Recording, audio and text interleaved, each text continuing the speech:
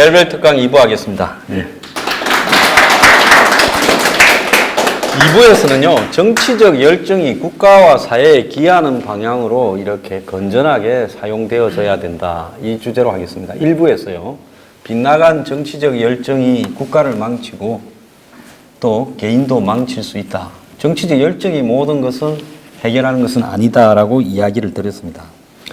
자, 여러분, 열정이 있으면 그 나라의 민주주의가 발전을 한다면, 민주주의가요, 열정이 넘치는 한국에서, 정치 열정이 한국이 제가 볼 때 저는 전 세계에서 가장 앞선 나라라고 봅니다. 그럼 한국의 민주주의가 가장 잘 완성이 돼야 되고, 국민들은 그 민주주의를 갖다가 믿고 서로 존중해야 되지 않겠습니까? 맞습니다. 근데 한국의 민주주의가 지금 정상으로 작동을 하고 있다고 보십니까? 뭔가 좀 이상합니다. 어떻게 이상해요? 이상해도 한참 이상해요. 네. 그 이유는 모르겠어요. 좌우가 잘못 돌아가는 것 같다 하는 생각들은. 저 마강수 교수님 돌아가신 친구님이십니다.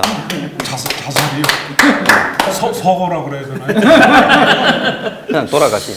대통령이 죽으면 자살. 대통령은 죽으면 안 되지요. 세계적으로 나라 망신이죠. 예, 그래서 마강수 교수님은 돌아가신 분. 예.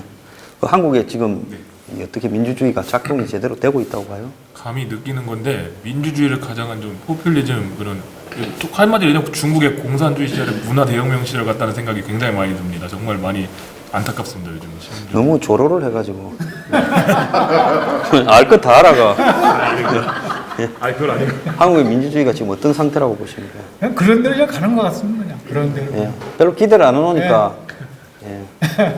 가는 대로 가는 대로. 어떻게 보십니까? 잘 돌아간다고 보긴 보는데요. 네. 어느 집단으로 자꾸 휩쓸려서 좌지우지하는 것 같습니다. 좌지우지요. 예. 지금 한국의 민주주의가 어떤 상태라고 보십니까?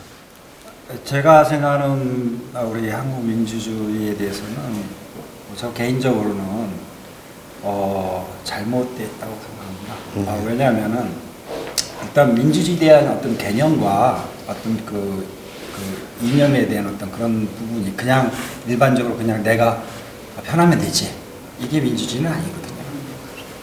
근데 왜 그러냐면 그러니까 자꾸 사회비 민주주의가 끼어드는 거고, 민주주의에 대한 이해와 국민이 민주주의를 이해하는 거라든지 아니면 정치나 어떤 다른 모든 그 분야에서 이해하는 것이 그 기업이나 사회에서도 그게 잘못 전달할까 말하자면, 우리가 칼을 주면은 칼을 올바로 써야 되는데 그걸 잘못 쓰는 그런 경우가 상당히 많다고 봅니다. 네. 물론 완벽하지는 않지만요. 네. 자, 민주주의가요, 작동을 제대로 하려고 하면 민주주의가 시스템에 의해서 움직여야 됩니다. 우리가 지금 헌법을 국민 합의로 만들었잖아요. 그리고 우리의 대행하는 정치인을, 그리고 고위 관료를 선거를 통해서 뽑지 않습니까? 그러면 그 사람들은 이 민주주의 국가라면 자신을 지지했든 지지하지 않았든 국민들의 전체적인 의견을 수렴해서, 그래서 어느 한쪽에 치우치지 않고 국가를 끌어가는 것이 민주주의의 핵심이라고 보지 않으십니까? 맞습니다. 자, 그런데 내가 대통령에 당선되었으니까 내 마음대로 이 나라를 끌어간다라고 이야기를 하게 되면 거기에는 나는 절대적으로 선이고 옳다라는 독선이 개입되어 있지 않겠습니까? 자, 안보라는 것은 한번 망가지면 회복이 불가능한데 지금 북한하고의 관계를 풀어나가는 것을 보면 지금 중국 같지요? 네. 자, 시진핑이는 오늘 어떻게 했어요? 난징에 가고 난징에 갔지요? 내일 저녁에야 본격적인 환영 만찬이 시작됩니다. 그러면 대통령은 오늘 오전쯤 갔을 건데, 거기 가서 뭐 민간인들끼리 무슨 기업인들끼리 포럼하고 무슨 교포들 만나고 한다고 중국의 아무런 실세들은 나타나지도 않는데, 공항에 나와가지고 마중한 사람이 계급이 뭔 줄 아십니까? 중국의 조리예요, 조리. 차관도 못 되지. 차관은 부부장이고 차관보예요.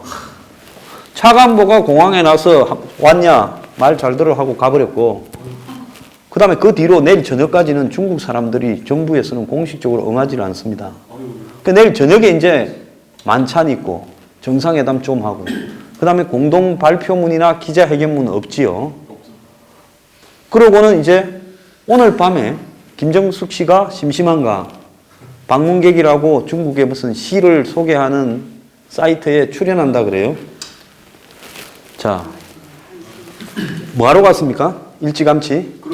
내가 볼 때 1박 2일이나 2박 3일 딱 가면 되는 스케줄이에요. 15일 날은 점심을 총리 리커창하고 하려는데 그 사람은 이 상무위원이기는 하지만은 이제 힘이 시진핑이 측근이 아니라가 완전 껍데기입니다. 경제 망가지면 숙청 대상으로 스페아예요.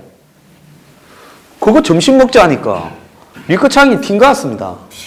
다른 일정이 있어가. 그러니까 내일 아마 모레 15일 날 오후 한 서너 시나 이후에 만날 거예요.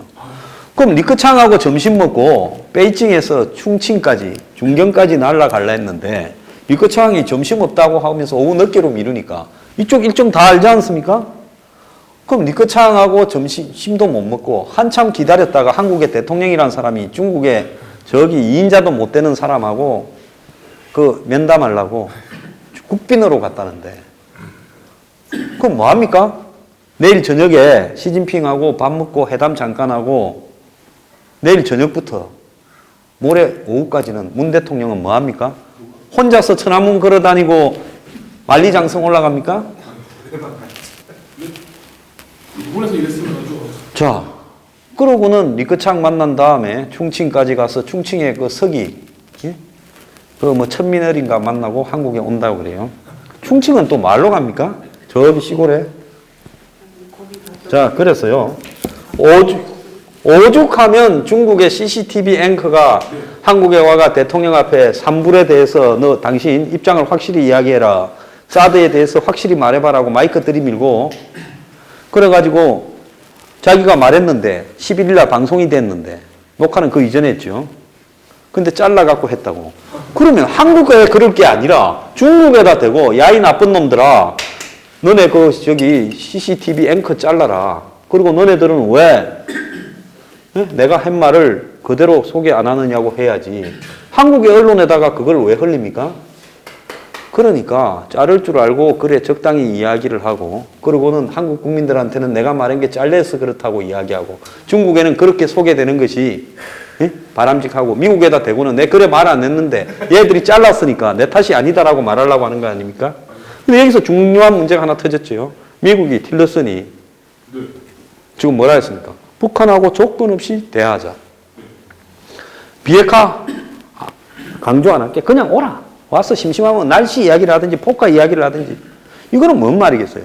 제가 뉴스 브리핑 요 근래 열심히 본 분 내가 뭐라고 그랬어요? 문재인 정권이 미국 뒤통수를 때리면 미국이 먼저 뒤통수를 때릴 거다. 배신을 하는 것도 기술이 있어야 돼요. 배신의 기술도. 예? 아무나 배신을 하는 게 아니에요. 미국은 벌써부터 이거 틀렸다고 본 겁니다. 지금 한국 정권이요. 그래서 문재인 정권이 중국에 가서 시진핑을 만나가지고 북한 문제에 대해서 쌍중단에 대해서 지금 뭔가 응지를 해 줄 거고 중국을 통해서 북한 원하는 대로 끌어내가지고 그 다음에 한국과 중국이 뚜쟁이 역할을 하고 러시아가 뒤에서 밀고 해서 일본하고 미국을 코너로 몰고 지금 북한이 원하는 대로 해주고 이렇게 하려는 걸 알고 있는 거예요. 여기 하나 중대한 의심이 나오고 있죠. 제가 오늘 뉴스 브리핑에서 이야기한 북한하고 물밑으로 접촉을 했다. 물밑에 접촉을 수도 없이 하고 있어요. 80조 달러, 전 사실이라고 봅니다. 왜냐하면 제가 전에 600억 달러 내라고 했다고 하지 않았습니까? 네, 맞습니다. 자, 그때 60조예요. 660조죠. 660조. 자, 지금 그때보다 돈이 더 들어갔고 핵도 만들었고 ICBM도 만들었으니까 올라가야 될 거 아니라 택시처럼 착착착착 요금이. 그 지금 80조가 무리가 아닌 거예요. 그때 66조인데. 그러니까 지금 북한은 당연히 그만큼을 내달라. 크게 바가지도 아닙니다. 지금 저거 만드는데 10조 이상 들어갔는데 북한 놈들이 80조 내놔라면 싸게 부른 거죠. 자, 임종석이가 왜 이 대목에 대통령이 13일부터 16일 중국 가는데 대통령 일정이 안 잡히고 있어요. 중국하고. 조율이 잘 안 되고 있어. 정상회담에 대한. 그럼 이걸 지휘하는 사람이 누굽니까? 비서실장이 다 잡고 조율하고 해야지요. 원래 정상회담은 탤런트들처럼 앞에 나가서 정해진 대로 사인하고 정해진 말하고 정해진 기자회견하고 오는 겁니다. 미리 다 물밑에서 접촉하는 게 정상회담이에요. 근데 이 중요한 시기에 비서실장이 9일부터 12일까지 그 무슨 아크 부대, 동맹 부대 만나러 중동을 가요? 자, 북한 쪽에다가 시진핑하고 이런 이야기를 할 거니까 너네들은 그렇게 알고 있어라. 그리고 너네 이야기한 거는 이렇게 하자라고 중국에 가서 해야 될 이야기를 사전 조율하는 무언가가 필요한 게 아니냐. 레바논이 시리아하고 붙어 있어 갖고요. 그 시리아는 북한군이 지금 파병돼 있어요. 시리아의 아사드 군대에. 시리아가 북한하고 수교했지만 한국하고 수교 관계가 없습니다. 레바논은 시리아의 마당이었죠. 시리아는 자기 나라의 식민지였다고 생각을 하고 얼마 전까지도 레바논에는 시리아 군대가 주둔하고 있었어요. 그 프랑스에서 오신 분은 잘 아실 거 아닙니까? 그거 다 프랑스 나왈이었지 않습니까? 자, 그래서 레바논에 가면 아마 그럼 북한 텃밭이 그 옆에 있기 때문에 굉장히 접촉하기가 쉬울 거다. 그래서 레바논에 가기 위해서 UAE를 슬쩍 끼하는 거 아닌가. 저는 그런 추정도 해봅니다. 앞뒤 관계를 다 보면요. 자, 이런 것들을 봤을 때 이 정권이 지금 안보를 몰고 가는 방법이 거의 자기 임기 안에 모든 것을 다 못 박아버려서 북한의 비핵화 국면에서 비핵화가 아닌 핵을 인정하고 핵을 동결한 상태에서 결국은 딜에 들어가서 북미 간에 수교하고 주한미군 철수하고 하는 부분을 할 거라고 제가 수도 없이 이야기했죠.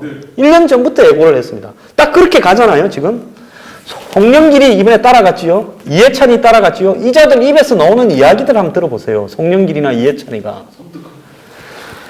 그래서 결국은 문 대통령이 이번에 중국 방문을 기하로 중국과 북한 편에 확실히 서려고 하니까 미국이 선방을 때린 겁니다. 카우보이는요, 미국의 이 서부 영화를 보면 먼저 총 뽑아가 쏘면요, 어떻게 됩니까? 결투하는 영화 많이 봤죠? 둘이 결투할 때 먼저 뽑아서 쏘면요, 중간에 있던 보안관이 쏴버리거나 안 그러면 잡아가지고 사형시킵니다. 왜? 결투를 하려면 정확하게 동시에 총을 뽑도록 해야 된다라고 하죠. 자, 미국 사람들이 제일 싫어하는 게요, 먼저 총 뽑는 겁니다. 뒤에서 쏘면 그건 사람도 아닌 거죠. 자, 한국이 지금 미국 등 뒤에서 먼저 총을 뽑고 있다는 걸 미국이 느낀 겁니다. 그러니까 미국이 너네가 우리 뒤통수 칠라 하면 우리가 너네보다 훨씬 정보가 많아. 북한 너가 직접 와. 너네도 중국한테 뜯기고 한국하고 그럴 게 아니라 너네 우리하고 직접 하자. 그럼 뭘 원하냐? 그러면서 틸러슨이 오늘 그런 말도 했어요. 우리가 북한을 공격해도 핵시설만 파괴하고 곧바로 38선 밑으로 철수해버릴 거라는 이야기도 있어요. 한국 언론 어디도 그걸 보도를 안 했습니다. 원문에 그렇게 돼 있어요. 그럼 38선을 넘어가면은 핵시설만 폭격한다는 말은 없고 38선을 넘어가더라도 중국에 우리가 넘어가더라도 거기다가 돌아온다. 네, 바로 돌아온다. 그거는 나와 있는데. 예, 그래서요, 북한의 시설을 폭격하더라도 곧바로 우리는 다 원자리로 돌아온다. 다만 핵시설만 날리는 정도다. 그럼 이 말을 들은 김정은은 날 죽이겠다는 건 아니구나라고 생각할 수 있죠. 자, 그래서 지금 미국이 한국을 이제 뒤통수를 때리는 겁니다. 너네가 먼저 원인 제공을 했다요. 이미 문 정권에 대한 그런 원인이 있었는데 그걸 갖다가 미국 앞에서는 살짝 덮고는 또 돌아서서 딴소리 하는 걸 지금 몇 번째 제가 뉴스 브리핑에서 소개한 것만 사례도 10번은 넘을 거예요. 그런 짓거리를 한 게. 자, 그래서 이런 문 정권에 빗나간 이 안보 파괴 행위에 대해서 지금 대한민국 국민이 지금도 70%를 지지한다 하면 그 열정은 뭡니까? 자, 이걸 갖다가요, 우리가 아니다라고만 이야기를 해서는 안 되는 거예요. 조작을 했다라고만 이야기를 해서는 안 되는 거예요. 지지율이 70%라고 주장하는 부분에 대해서 우리가 반론을 가져야 그것이 조작이라고 말을 할 수 있는 겁니다. 그럼 왜 이런다고 봅니까? 70%는 저도 안 될 거라고 봐요. 그런데 제가 볼 때 절반은 넘는다고는 봅니다. 즉 국민 다수의 지금 정치하는 행태를 지지를 받고 있다는 거죠. 상식으로 보면 이거 국민이 미친 거죠. 근데 어떻게 저런 지지를 받을 수 있냐는 거죠. 자, 이거는 뭐냐? 잘못된 정치적 열정의 결과인 겁니다. 지금 10대부터 한 40대까지, 40대 초반 정도까지는 문재인이 보여주는 어떤 정치적 쇼, 굉장히 쇼를 잘하죠. 자, 흥진호 때 저 난리를 쳐가지고, 액면 그대로만 이야기합시다. 뭐 거기에 보고에다가 뭘 실어다 줬니, 돈을 줬니, 이런 이야기는 근거 없는 이야기고, 어쨌든 일주일 동안 몰랐다는 거 아니에요? 북한에서 나타났잖아요? 자, 거기에는 세월호보다 어마어마한 잘못을 한 거죠. 뭐, 잡혀간 줄을 몰랐으니 구조할 수도 없었죠. 그죠? 자, 그런데, 저기 뭡니까? 영흥도의 낚시배. 제가 세월호보다 생존율이 더 낮았고, 그 해경이 움직인 걸 보면 세월호 구출할 때보다도 더 엉망으로 했다는 게 나오잖아요? 자, 그랬으면 이 사람들이 비판을 받아야 될 거 아닙니까? 언론에 의해서요. 너네들은 그렇게 세월호를 비판하고 박근혜 정권을 비판했으면 너네들도 그거하고 못지 않다. 흥진호에 대해서 문제를 제기하는 언론이 있어야 될 거 아닙니까? 없잖아요. 자, 이건 뭐냐? 기본적으로 대한민국의 민주주의가 파괴되고 있다는 겁니다. 아까 제가 민주주의가 작동을 하고 있냐 물었잖아요. 어떻게 파괴되고 있냐? 민주주의는 뭘로 의해서 지켜지는 거예요? 현대사회에? 과거에는요, 사람들이 모여서 뭡니까? 아크로폴리스라는 데 모여서 서로 의견을 다 교환했잖아요. 손을 들든지 머리수를 세든지. 왜? 왕조시대는 그런 게 필요 없죠. 왕이 지 맘대로 하는 거니까요. 근데 민주주의가 되고 난 다음에는 다 모일 수가 없으니까 그게 투표를 통해서 대의민주주의를 하는 거 아닙니까? 사실 사람들은 뭔 일이 벌어지고 있고 뭐가 어떻게 흘러가는지 미디어를 통해서 보지 않으면 우리가 알 방법이 없잖아요. 하루에 어마어마한 수십만 개의 기사가 한국을 스치고 지나갑니다. 그러면 그 기사 중에서 무엇이 진실인지 무엇이 아닌지를 우리는 뭘로 봐요? 뉴스로 봐요. 옛날에는 신문들마다 특징이 있었어요. 같은 사건을 보도하는 시각도 달랐고요. 이제는 어떻습니까? 획일적이잖아요. 자, 문재인 정권의 지지율이 저게 70%가 맞느냐 안 맞느냐를 가장 확실하게 알아보려면 어떻게 하면 됩니까? 조선일보나 동아일보가 직접적으로 여론조사한테 맡겨서 한 5,000명만 조사해보면 끝날 거 아니에요. 근데 조선일보나 동아일보가 여론조사를 최근에 발표하는 걸 봤습니까? 언론들이 지금 여론조사를 발표하는 걸 봤습니까? 안 하잖아요. 왜? 살 길을 택한 거죠. 조사를 했다가 70%가 아니고 55%가 나왔다 하면 정권이 그냥 둘라고 하지 않을 거고. 네? 그러니까 투가면 옛날에 뭡니까? 조선일보, 갤럽, 공동 여론조사 이렇게 해가지고 한 2달마다 대선 때가 아니라도 계속 발표를 했잖아요. 요즘 그게 없잖아요. 네, 없어요. 그렇죠? 내가 못 봤나요? 아니요, 없어요. 어디 시덥잖은 언론들이나 이 문파 언론들이나 맨날 발표를 하죠. 자, 그래서 여론조사를 못하게 하고 벌어지는 현상에 대해서 대중들이 정상적으로 접근하는 길을 막고 있는 겁니다. 흥진호는 그냥 그렇게 뭉개서 끝나죠. 자, JSA 기순병 죽으라고 난한 거죠. 난 그렇게 봅니다. 그런데 그것도 지금 뭉개서 끝나잖아요. 많은 사람이 이국종을 찬양하지만 이국종이 왜 그 대목에서 해충을 이야기해요? 시켰습니까? 해충은 본질이 아니잖아요. 자, 이런 문제를 볼 때 지금 이 정권은 노무현 정권보다 한 10배쯤 업그레이드된 한마디로 벌어지는 상황들을 진압하고 통제할 수 있는 능력을 가지고 있어요. 야당을 정권 뺏기고 개고생하면서 야당을 하면서 그 능력만 엄청나게 발전시켜 갔어요. 그건 누가 뛰어나냐? 운동권들이 옛날부터 태틱이니 이런 걸로 항상 그런 거를 고민하면서 어릴 때부터 훈련된 사람이에요. 운동권 주사파들이. 자, 그래서 대중은 자신의 열정을 문재인 지지에 바친다거나 안 그러면 문재인을 반대하기 위해서 한국당에 바친다거나 안 그러면 태극기 부대에 바친다고 하는데 이 열정들이 다 빗나간 거죠. 이번에 한국당에 누가 원내대표 됐습니까? 김성태. 누구하고 가까워요? 김무성하고 가까운 사람 아닙니까? 자, 그 사람이 투쟁을 하겠다. 믿습니까? 절대 안 믿습니다.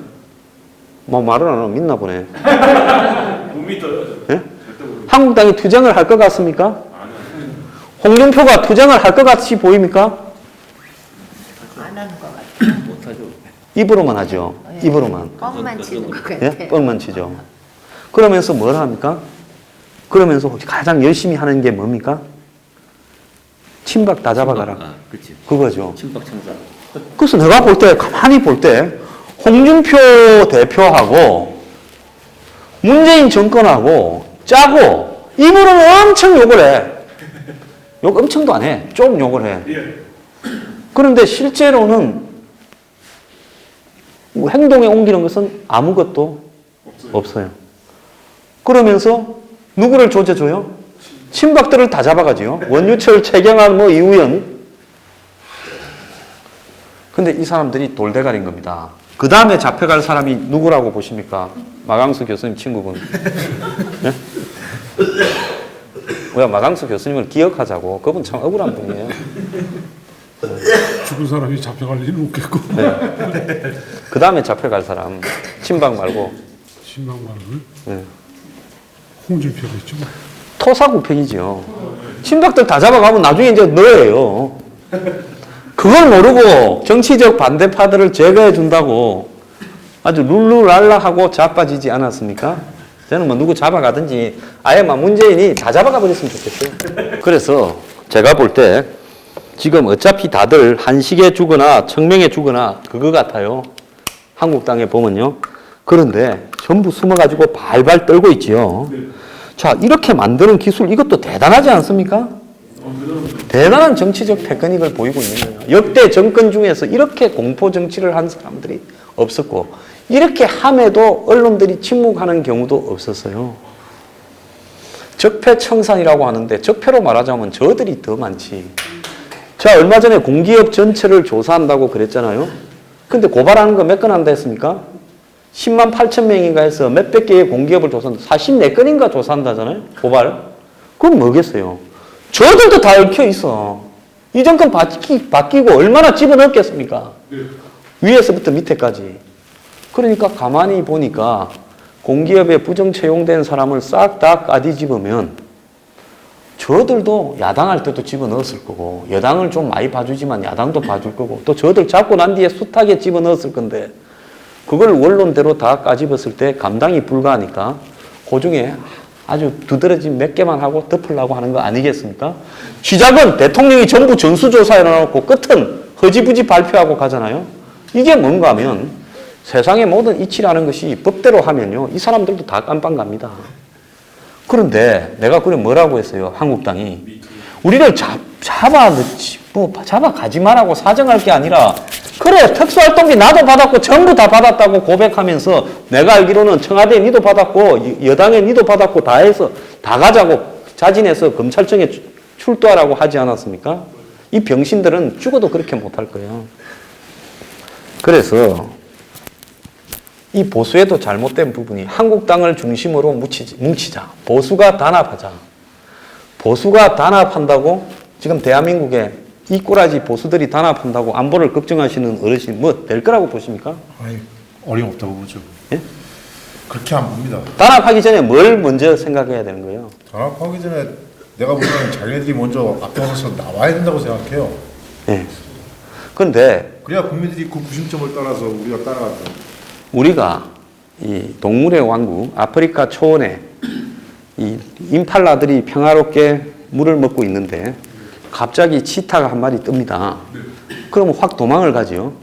근데 도망을 가는 게 일정한 법칙이 없이 오만 대로 다 뛰지 않습니까? 그런데 그거는 따지고 보면 법칙이 있어요. 한 군데로 도망을 가면 그 떼들이 쫓아서 일정하게는 죽으니까 사방팔방으로 도망을 가야 어디로 자갈지 몰라서 헷갈리게 하는 거예요. 그런데 이 한국당 사람들은 지금 문재인 정권이 이렇게 하니까 전부 타조처럼 모래에다가 도망도 못 가고 머리를 쳐박고 있는데 타조는 지만 안 보이면 위험이 안 보인다고 생각하는 거죠. 그런데 뭉치려고 해도 어디로 뭉칠 건가 방향을 잡아야 되고 그 다음 뭉치기 전에 우리가 뭘 잘못했는가 반성을 해야 될 거 아닙니까? 반성도 안 하고 방향도 못 잡는데 이런 사람들을 지지하자고 그 보수가 뭉쳐야 된다. 그 뭉쳐갖고 되겠습니까? 문재인 정권은 미안하지만은요. 한국당이나 태극기 부대가 못 잡습니다. 누가 잡아요? 지가 지를 잡습니다. 그거는 절대적인 진리예요. 민주주의에서 민주주의 규칙을 파괴하면 어느 순간에 스스로 무너지게 돼 있습니다. 자, 열정이 민주주의의 동력은 절대 아닙니다, 여러분. 우리가 그걸 알아야 돼요. 지금 열정이 잘못되게 넘쳐나서 대한민국이 불행한 겁니다. 우리가 북구 유럽을 보면요. 우리가 세계에서 제일 잘 산다는 나라, 민주주의가 잘 구현되었다는 나라가 어디입니까? 어디입니까? 스칸디나비아에서. 왜? 노르웨이, 뭐 핀란드, 스웨덴, 덴마크 이런 나라들을 꼽지요. 네덜란드도 그러고요. 그런 나라에 국민들이 열정이 있습니까? 정치에? 예? 그런 나라에 100만 명, 200만 명씩 촛불 들고 모이는 거 봤습니까? 테러나 이런 거에 되면 위로하자고 모이지. 무슨 정치인 지지하가 누구 정파 만들자, 누구 쫓아낸다고 그렇게는 안 모이지요. 쫓아낼 일도 없거니와. 자, 그래서 정상적인 나라에는 정치적 열정이 거의 없습니다. 길거리에. 한 나라가요. 사회 분열이나 내부 모순이 심각할수록 국민들이 전부 정치에 마약처럼 빠져들면서 분노 게이지를 상승시켜 가지고요. 정치적 열정이 높아지는 겁니다. 그런데 그런 나라일수록 정치적 열정이 높아서 누구 하나를 쫓아내도요. 그러면 거기서 더 나아져야 될 겁니까? 더 나아지는 게 아니라 쫓아낸 다음에 더 나빠져요. 필리핀에 옛날에 기억나십니까? 독재자 누가 쫓겨났습니까? 마르코스 쫓아내고요. 그때 막 들고 일어나서 쫓아냈죠. 누가 했습니까? 그 공항에서 오다가 죽은 아키노 자기 부인이 했지 않습니까? 부인이 하니까 아키노나 마르코스나 거기서 거기죠. 아키노 아들까지 대통령 해먹지 않았습니까? 장가 안 간. 그 뒤에 이 필리핀의 독재자들 반열, 대통령들 반열을 보면요. 지금 이제 뭡니까? 두테르테까지 나왔잖아요. 점점 나아지는 것 같습니까? 점점 또라이가 되는 것 같습니까? 점점 더 엉망이 되어가고 있죠. 길거리로 나서서 쫓아냈는데 그때 그거 말고 또 개그맨인가 하던 사람이 대통령 한번 됐다가 중간에 쫓겨난 적이 있죠. 필리핀에. 네, 에스트라다. 아주 정치 열정이 대단해요. 네. 그래서요. 이 제가 하고 싶은 이야기는 그런 정치적 열정이 민주주의를 절대 보장하는 것이 아니라는 겁니다. 그래서 직접 민주주의 얼마 전에 보면 뭐 촛불 혁명 1주년 이야기하는데 이거는요 대한민국 역사에 부끄러운 순간이 될 겁니다. 왜? 평범한 국민들도 저는 박근혜 대통령의 탄핵에는 찬성했지만은 제가 길거리로 한 번은 나가지는 않았습니다. 나갈 이유도 없고요. 이 끝이 또 안 좋다는 것까지 알면서도 탄핵에 찬성했습니다. 왜? 잘못한 건 잘못한 거고 잘못한 건 정리하고 가야지. 그 잘못된 뒤에 어떻게 될까라는 걸 걱정해서 그걸 또 그래서는 안 된다라고 이야기하자는 거는요. 그건 모순을 덮어놓고 더 유예시키면서 나중에 한 방에 더 심하게 터지라는 것을 의미하는 거기 때문에 그런 겁니다. 자, 금융위기 이후에요. 전 세계에 2008년에 금융위기가 생겼지 않습니까? 그래서 그때 전 세계에 구호가 유행했습니까? 자판기, ATM. 아니 그건 아니에요. 모르는 것도 많아가지고. 그 점령하라 월스트리트 운동이 있었잖아요. 1대 99. 네. 자, 굉장히 나라마다 그 선동이 난무했죠. 유럽도 곳곳에서 그 현상이 벌어졌고요. 미국도 전역에서 그런 현상이 벌어졌습니다. 그런 다음에 미국 사회의 대통령은요. 그야말로 금융위기라는 것은 미국의 정치와 대통령과 국회의원과 미국 상류 시스템이요. 부패해서 그 월가의 금융 자본가들한테 놀아난 겁니다. 비트코인 같은 거예요. 당시 미국의 금융위기를 자초했던 이 정권과 관련되는 이 발행은요. 제가 이 당시 금융위기의 다큐멘터리를 하나 보니까 하버드 대학교 경제학과 교수가 CDS나 CDO를 만들었는데 그 사람 앞에 카메라를 내밀면서 감독이 CDO에 대해서 그 구조화 정권이라는 건데 당신이 한번 30초 안에 이야기를 해봐라니까 만든 사람이 설명을 못합니다. 비트코인 만들어 놓은 놈 보고 저 비트코인에 대해서 당신이 한 30초 만에 설명해봐라면 못해요. 자, 그러면 미국이 이런 사기극에 미국 시스템이 동참을 하면서 미국의 서민들을 날려버렸어요. 한국에는 IMF가 있었다면 미국은 금융위기가 어마어마한 미국 사람의 삶을 바꾸어버렸습니다. 진짜 잘 살던 사람이 노숙자가 된 사람이 몇백만 명 돼요, 미국에도. 그런데 그 이후에 대통령, 그때 이제 이 금융위기를 딛고, 제가 이게 재미가 없나 조금 졸라고 하시는 분 계신데, 근데 금융위기를 딛고, 이 금융위기를 딛고 오바마가 대통령이 됐지요. 흑인인데. 금융위기가 없었으면 존 맥케인이 100% 당선이 됐죠. 존 맥케인은 미국의 전쟁 영웅이기 때문에요. 근데 오바마가 됐다라는 것은 금융위기 때 미국 국민들이 기성정치에 대한 불신이 엄청났기 때문에 그래, 흑인 네가 한번 해가 확 까뒤집어냈어요. 근데 얘 8년 동안 하는 동안에 아무 개혁을 못했어요. 그래서 8년 동안 뒤에 대선에서 누가 나왔습니까? 샌더스하고 트럼프라는 사람이 나왔어요. 둘은 극자고 극우지만은 80%가 비슷해요. 주장하는 게. 그런데 문제는 샌더스는 져버렸고 트럼프가 대통령이 됐지 않습니까? 샌더스는 예선에서 힐러리한테 졌지요. 그게 뭘 이야기하는가 하면 트럼프는 샌더스의 유사품에 불과해요. 그런데 그 트럼프가 미국의 대선을 이렇게 지어버렸습니다. 이것은 뭔가 하면 결국 미국의 국민들의 이 서민 대중들의 이 정치적인 열정이 매우 비정상적으로 작동을 했다는 거죠. 그 사람들 입장에서 보면 극히 정상이라고 볼 수 있습니다. 왜? 미국 사회 시스템이 몽땅 썩었다. 우리가 기성해야 하는 미국의 유력한 대선 후보들이나 미국의 정치인들, 미국의 관료 시스템이 이게 전부 사기다라고 미국의 서민들이 분노하는 거죠. 그 분노가 체계적으로 그 분노를 수용할 만한 샌더스 유세의 열기가 대단했습니다. 뭐 시애틀이나 이런 데서요 수십만 명을 모았어요. 미국에서 그렇게 모이는 일이 별로 없었습니다. 그런데 트럼프가 이겨버렸지 않습니까? 샌더스하고 트럼프하고 붙었으면 샌더스가 이겼을 거예요. 그런데 힐러리가 교묘하게 미국의 이 민주당 내부의 경선 시스템을 장악을 해서 샌더스를 골로 보내버리고 지가 후보가 되면서 트럼프한테 깨져버렸죠. 자, 우리가 여기서 하나 배워야 될 부분이요.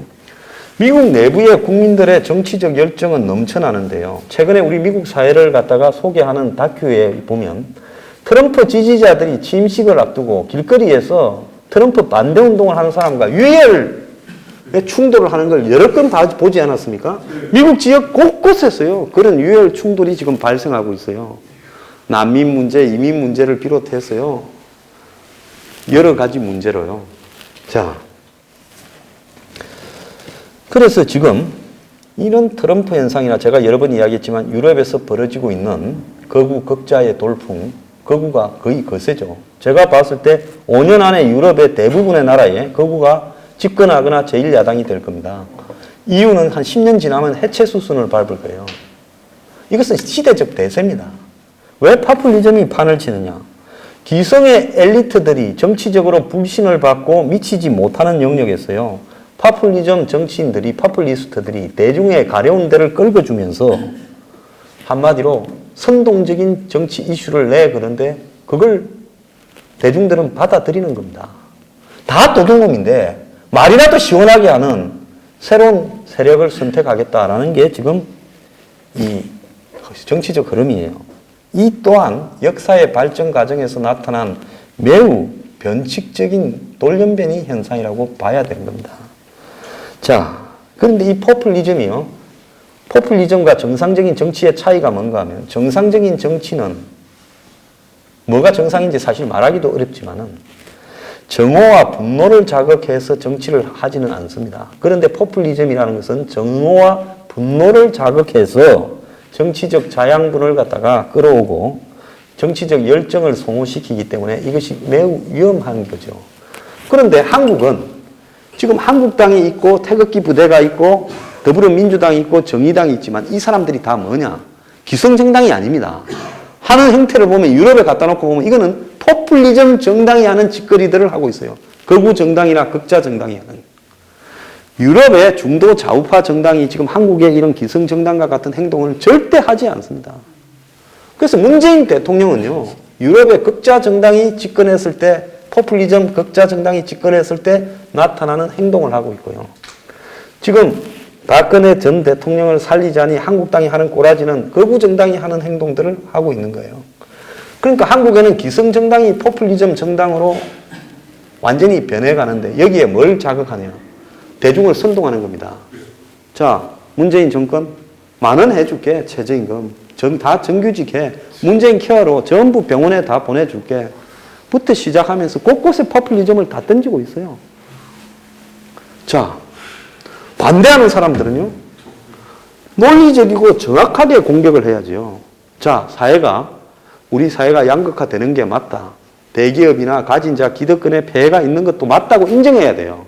근데 그걸 그런 방식으로 고치려고 해서는 안 된다라고 이야기를 하면서 합리적으로 고칠 수 있는 방법을 찾아보자 해야 된다. 이 사람들은 뭐라고 하는 줄 압니까? 규제 완화, 경제 활성화를 주장하고 있어요.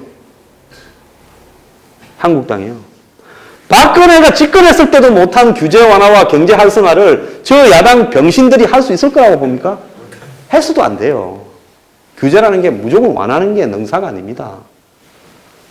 그래서 한국은 정치가 송두리째 파퓰리즘으로 가면서 자기 진영을요, 정치적 열정을 소모시키는 방향으로 전부 선동과 자극을 하고 있습니다.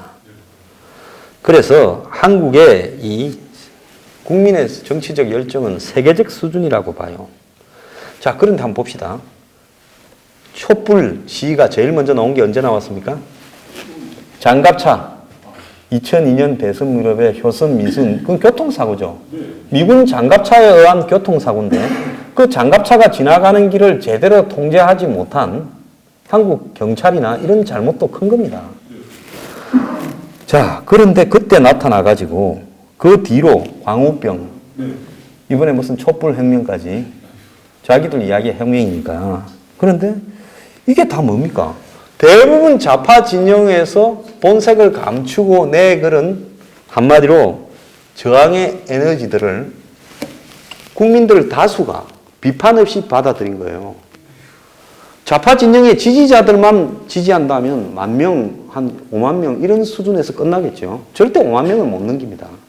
근데 저게 50만 명, 500만 명 통합해서 1,700만 명이 오고 있다는 것은 뭔가 하면 좌파 진영에서 사드를 반대하고 한마디로 평화를 주장하면서 이 평화협정을 찬성하고 지금 미국은 물러가라고 주장하는 사람들이 일본의 역사 문제를 시비를 걸어서 한미일 동맹을 막으려고 하는 세력들이 속을 감추고 겉으로는 민주주의적인 과제인 양 이걸 던지는 거예요. 먹거리 문제. 하나는 장갑차 사고를 미국의 독선으로 바꾸고 그 다음에 이 뭡니까? 박근혜 정권의 단지 무능을 마치 한국의 보수의 민주주의적인 시스템에 커다란 위기가 생기고 작동이 불가능한 것처럼 바꾼 겁니다. 근데 여기에 다수 국민들이 끌려가는 거예요. 이렇게 되면서 거기에는 멀쩡한 국민들도 다 넘어가요. 그래서 좌파가 뿌린 정치적 씨앗에 누가 물을 줘요? 멀쩡한 국민들이 물을 줘서 그걸 키우는 겁니다. 그게 이번에 성공을 했지요. 자, 그런데 이거를 갖다가 욕할 수도 없는 게, 그러면 보수 우파 진영에서는 저 자발적인 태극기 물결이라는 부분에는 그것은 빗나간 선동이나 방향을 오도하는 부분이나 어떤 개인적인 잘못된 욕심들이 작동하고 있지 않냐? 작동하고 있지요. 지금 태극기 집회를 하는 게 몇 개입니까? 5개, 6개. 예? 자, 정말로요, 나라를 지키기 위해서 한다면요, 이제 누구 살리자 말은 빼야 됩니다. 박근혜 대통령은 혼자 살아서 살아남으면 돼요. 저렇게 그냥 있으면 언젠가는 살아날 거예요. 근데 박근혜 대통령이 살아난다고 대한민국 보수가 살아나고 민주주의가 살아나고 아무 관계가 없어요. 그건 이제 개인은 끝난 역사입니다. 그러면 지금 뭘 해야 돼요? 그 열정이 지금 문재인 정권의 안보 문제에 대한 투쟁으로 바뀌어야 되는데요. 근데 그 열정이 그렇게는 또 안 갑니다. 왜? 중간에 차지하고 있는 놈들이 있기 때문에요. 자, 그래서 좌우에 벌어지고 있는 선동이요. 솔직히 말하면 대중들을 우민화시키면서 먹혀들고 있어요. 이게 대중의 무지가요. 이게 열정이 붙어버리면, 무식한 사람한테 열정이 붙어버리면 이것이 뭐가 돼요? 우중 정치가 되는 겁니다. 길거리 정치가 되고요. 그래서 플라톤도 이런 거를 경계했고요. 과거 로마 그리스 시대 때부터 대중이 이렇게 지식이, 정보가 제대로 축적되지 않은 상태에서 슬핏 알면서 반푼수가 날아 조진다고 길거리로 나서서요. 다 아는 것처럼 이야기하면 이게 심각한 거예요. 근데 요즘 왜 이런 줄 알아요? 제가 이번 주에 컬처카브에서도 이야기를 했는데 SNS가 발달돼 있고 이 스마트폰이 생기다 보니까 전부 거기에서 단편적으로 가공되고 조작되고 왜곡된 정보들을 입수합니다. 네이버하고 다음에서 기사를 검색하는 순간에 그 기사가요. 한마디로 왜곡된 기사일 수 있는 거예요. 이 던져주는 방식이요. 자, 그런 거를 보고 이것이 나는 많이 안다. 그래서 옛날에는 그 정도의 지식을 하려면 도서관에 가서 책을 이만큼 빌려야 되는데 이제 누워가지고요. 한 5분 만에 다 제목만 보고도 알아먹어요. 그래서 나는 다 안다고 생각을 합니다. 그래서 정부가 아는 거나 내가 아는 거나 똑같다고 착각을 해요. 그러면서 그걸 또 저끼리끼리 모여서 비슷한 색깔끼리 SNS에서 무슨 트윗을 하고 페이스북을 하면서 공유를 하고 거기에서 점점 더 이렇게 꼴통으로 변해가는 거예요. 좌우 꼴통으로요. 굉장히 심각한 문제다. 민주주의가요. 이 전자민주주의가 돼서 IT가 발전한다 하면 민주주의가 발전할 거라고 봤는데 이 민주주의가 발전하는 게 아니라 퇴행적으로 가고 있는 현상이 나타나고 있는 겁니다. 그래서 이런 나라에서는요. 합리적이고 상식적이고 지성이나 순리, 양심을 말하면 그 사람은 고립이 됩니다. 저 보십시오. 완벽하게 고립이 잘 돼 있지 않습니까? 좌우에서. 자, 그리고 분노의 정치가요. 한마디로 이 인간이 가야 될 정도나 도리를 놓치게 만드는 겁니다. 이 정치는요. 가장 인간적이어야 되는 겁니다. 정치인이 가장 멋있어야 돼요. 미국에서 정치인이 자격이 없는 사람은 연설을 제대로 못하는 사람, 말을 뺀질하게 하는 게 아니라 그 연설에 담겨있는 컨텐츠로서 대중을, 그 자리에 온 사람을 감동을 못 준다면 미국에는 정치인 자격을 박탈당합니다. 그런데 대한민국의 정치인들이 입만 열면 정오를 이야기하잖아요. 이 인간의 도리하고도 관계없죠. 이런 사람이 정치 지도자에서 되겠습니까? 결국은요, 대한민국의 정치는 극과 극을 반복해요. 극우에서 극자로. 그러면서 대한민국의 시스템과 이 자원을 갉아먹는 거예요. 지금 그렇게 하고 있지 않습니까? 지금 경제에 집중을 하고 힘을 모아도 나라가 어려운데 허구한 날 이런 정치적인 열정 속에서 예산을 갉아먹어요. 뭐요? 근데 오늘 그거 보셨죠? 뉴스 브리핑에 세월호 상가에 평균 1,500만 원씩 장례비가 들었다고. 그냥 막 홍원이 사이다하고 소주가 300 몇십만 원, 600 몇십만 원씩 나왔다는 거 아닙니까? 왜? 계산은 다 정부에서 해주니까. 그래서 강정마을도 35억 4천만 원을 털어줬지 않습니까? 거기 앞으로 정부가 건설회사한테 물려줄 총액이 750억입니다. 750억. 저거가 대목꾼들이 몰려와가지고 주민들이 다수로 결정한 부분을 가로막으면서 몇 년을 지체시켜가지고 건설회사들이 공사가 안 됐으니까 돈 내놔라고 소송 그런 부분을 그걸 구상권을 전부도 아니고 일부 청구했다가 그걸 다시 안 받겠다고 좀 있으면 그놈들을 사면시켜 준답니다. 자, 한 5년 있으면요, 이 사람들이 또 집권하면 뭐라 하는 줄 아닙니까? 민주화 투쟁한 보상금 내놔라 할 거예요. 그래서 여야 모두요, 한쪽의 극단에 확실히 줄을 서가지고 맹종하고 선동에 앞장서야 리더가 되는 겁니다. 저는 대한민국의 정상적인 정치에 진입을 못합니다. 왜? 저는 맹종이 안 되니까. 보수도 틀린 거는 틀린 거고 좌파가 틀린 거는 앞장서서 비판하니까. 저 같은 사람은 정치를 이런 시스템에서는요, 할 수가 없어요. 내가 당수를 안 하면 할 수가 없습니다. 근데 내가 당수하면 그 당이 잘 되겠습니까? 그래서 이러다 보니까 희망이 부재한 겁니다. 자, 그러면 마지막으로 이제 대중이 각성을 해야 되는데요. 어떻게 각성을 하겠습니까? 정치가 현실적인 문제들을 해결할 수 있다고 보십니까? 정치는 부분적인 것만 해결할 뿐이지, 이 사회의 문제를 해결하는 것은 오랫동안 시간이 쌓이면서 사회적 합의가 전제되지 않고는 절대로 현실적인 문제가 해결이 될 수 없어요. 지금 의사분들도 계시지만 이 자리에 절대로 문재인 케어가 한국의 의료보험 문제를 해결할 수 없습니다. 저는 대한민국의 의료보험을 통합할 때부터 관여한 사람이에요. 거기에 통합추진위원이고 국민건강보험 설립위원이었고 심사평가위원이기도 했습니다. 그래서 대한민국의 의료 시스템이 이까지 오는 과정을 너무 잘 알고 있는데요. 이것이 문재인이 다 무상급여로, 급여로 해주라고 한다고 해서 이게 될 수가 없는 거예요. 결국은 의료 시스템은 저질화되고 추락하면서 부자들은 고급 의료 시스템, 민영화된 의료 시스템에 들어가는 방향으로 되면서 대중들은요, 유럽처럼 허접한 의료 시스템에서 신음하게 될 겁니다. 국가 이 의료 재정은 파탄이 나고요. 자, 그런데 DJ나 노무현 정권이나 보수 정권에서 서민의 삶은요, 좌파도 우파도 해결 안 합니다. 좌파도 기득권한테 붙고, 노무현 정권이 삼성공화국이었어요. 그러지 않습니까? 보수 정권도 기득권한테 붙지요. 서민의 삶은 누가 되든 좌우파가 되든 근본적으로 정치가 해결을 하는 것은 아닌 겁니다. 자, 좌파 정권이 잡아서 정의가 지금 한마디로 강처럼 잘 흐르고 샘처럼 솟아날 거라고 보십니까? 문재인 대통령의 취임사를요, 앞으로 1년쯤 뒤에 여러분들이 다시 한번 읽어보면 뭐라 하겠습니까?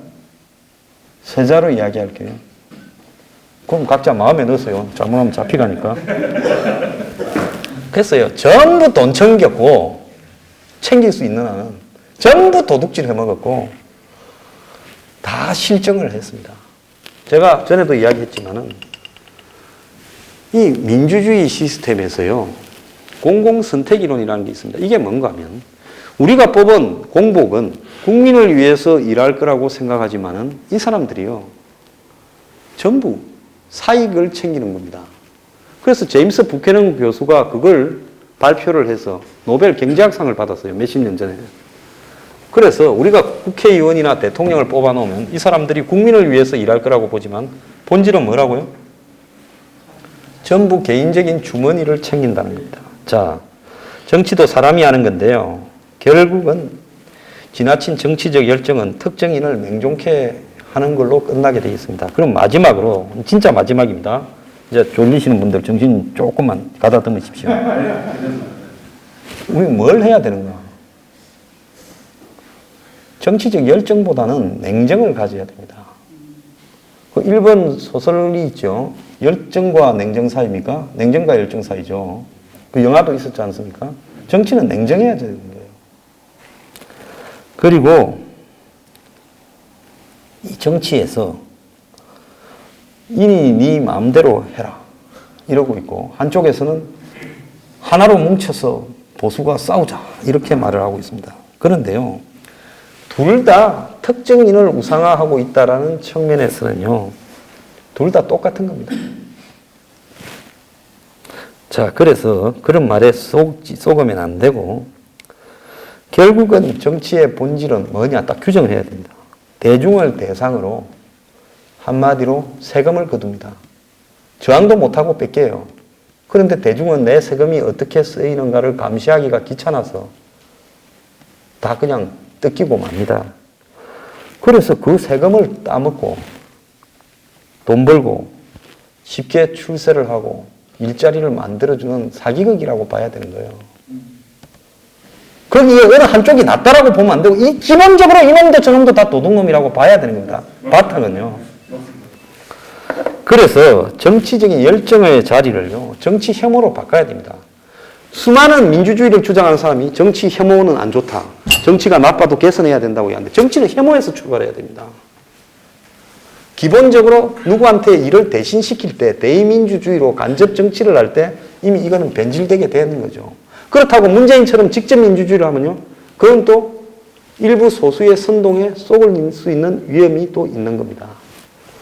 그래서 이 정치적 혐오를 가져야 되고, 그리고 정치를 감시하는 역할로 이렇게 마음을 바꿔야 돼요. 자, 딱 하나만 봅시다.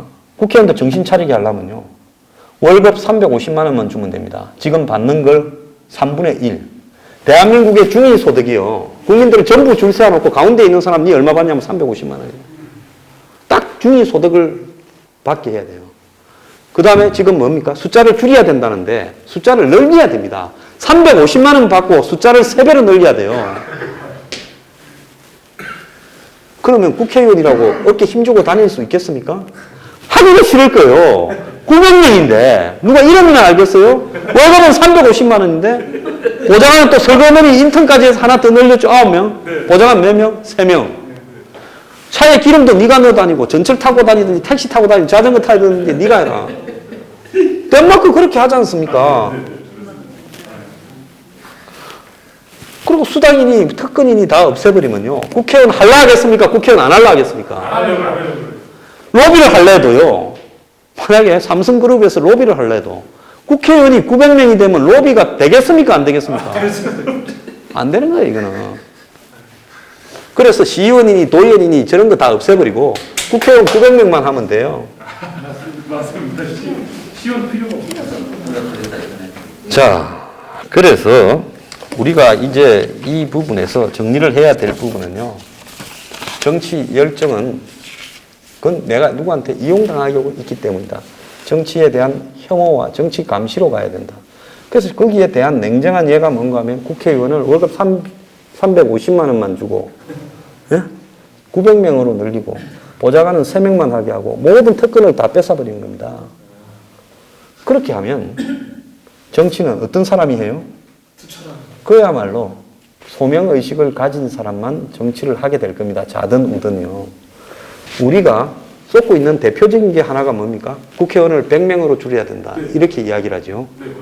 제가 여기 하나 예를 들겠습니다. 피파 위원하고 올림픽 IOC 위원하고 숫자가 누가 더 많아요? IOC는 108명이나 이래 될 거예요. 피파에 정하는 사람은 30명도 안 될 거예요.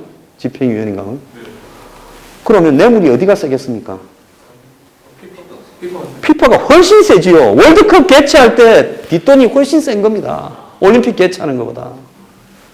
그래서 정치의 본질은요, 대중이 이런 본질을 갖다가 꿰뚫어야 되는데 그 본질을 꿰뚫지 못하도록 만들고 있는 부분입니다. 자, 여러분, 마지막으로요, 이 정치적 열정이 사회와 국가에 유리하게 가려고 하면 우리는 정치에 대해서요, 혐오하고 믿지 말고 의심하고요, 정치인이 말하는 데 따라가지 말아야 되는 겁니다.